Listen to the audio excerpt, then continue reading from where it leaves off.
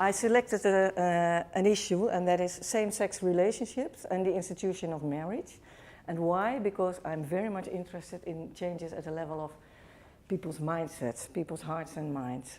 I also choose a historic timeline because I think transformational change can only manifest itself and can only be confirmed over time. And I choose particular moments in my life. First one, that's me in 1960. I was 44 years old, and I'm sitting there with my best girlfriend. And what I remember is that during that time, I actually, and this is really true, I asked my mom, can I marry my girlfriend? And my mother said, well, if you really want that, you will have to ask permission from the Queen. So she didn't kill my dream. She didn't say no. Now, 41 years later, same-sex marriage was legalized in the Netherlands in 2001. In 2003, our current king and queen, Queen Maxima and King Willem-Alexander, their first daughter was born, and Princess Amalia. And I remember the youngest daughter of one of my friends, she then said, imagine if Amalia would be a lesbian, we will have 2 queens in future. So that is what the power of imagination is all about. And it is indispensable for transformational change. Next slide. In 1959, a new creature was born, Dream Doll Barbie. By 1962, she was as popular as the then First Lady, Jackie Kennedy, in the United States. So actually her haircuts and some of her dresses were modeled after those of Jackie Kennedy. By 1964, Barbie, her boyfriend Ken, her best friend's girlfriend Mitch, and Mitch's boyfriend Alan, they entered the Dutch markets. So 1964, I was 8 years old, me and my girlfriend on top of our birthday list, of course a Barbie doll. Did we realize that these dolls actually sort of socialized us into romantic, heteronormative relationships? Now, I think a decade later, some queer activism around Barbie started. So there was a movie exploring Barbie's lesbian ambitions, was made, and it got banned at a film festival in Argentina. Some other cultural critics and activists said, well, what? Did you ever dress Barbie in Ken clothes? Or did you let her sleep with Scooter? And another one said, no, actually, Barbie isn't lesbian, but Mitch, her girlfriend, she's a real dyke. So I think claiming closed spaces, creating new spaces is part of transformational change. Third slide. Okay, mainstreaming. This is an advertisement for a journal about sexual diversity in the Netherlands for young people. So be gay, be lesbian.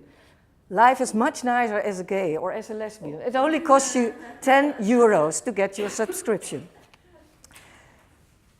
A recent policy document in the Netherlands by the Dutch government about gay emancipation was saying it's absolutely normal to be gay. This year, the Gay Photo Awards last month was about the theme, the normality of homosexuality. So we all know the flip sides of gender mainstreaming strategies, isn't it? I mean, apolitical, a brush here and there, nothing about real transformational change. And yet, I don't think, be the term what it is, we don't want to give up on the original meaning of mainstreaming, which was about transforming the mainstream. Slide 4. Okay, Paris this year, in France, people were protesting, mobilizing, screaming in the media, anti the proposed new law on allowing same-sex marriage in France. And the anti-protesters mobilized in thousands, many, many more than those in favor. Now, as a feminist, I never believed in marriage anyway. So for me, the whole struggle for same-sex marriage did not have my interest. But when these protests took those massive forms, my mind was changing. Because it's marriage being a site of struggle and power and inequalities. When people are so strongly emotional about it, then there must be something in it. Like if we are really changing the terms of it and democratizing access to marriage, would that also be transformational change? And so I think in those protests, it's a proxy for change as well. Now, the fifth slide is about Pinyin. You know, we have, Robert Gass said, transformational change is about all levels, connecting. So that is what we call intersectionality. Now, across the road, there is a pub, it's called the Dutch Kiss. It was renamed by, it's owned by a couple from across the dike, and they called it the Dutch Kiss, with a wink to the population in Pinyin. We, people from Holland, embrace you. People did not like it that much in the beginning. After some years, they had to change the terms of the pub, because actually the villagers, they used the first floor meeting room for free, and they brought in their crates of beer for their after drinks. And so really, they were going to go bankrupt, so they really needed a more commercial approach. So the people in Pinyin resented them. Now, and just a few years later, there were columns in the Frisian daily newspaper narrated that story.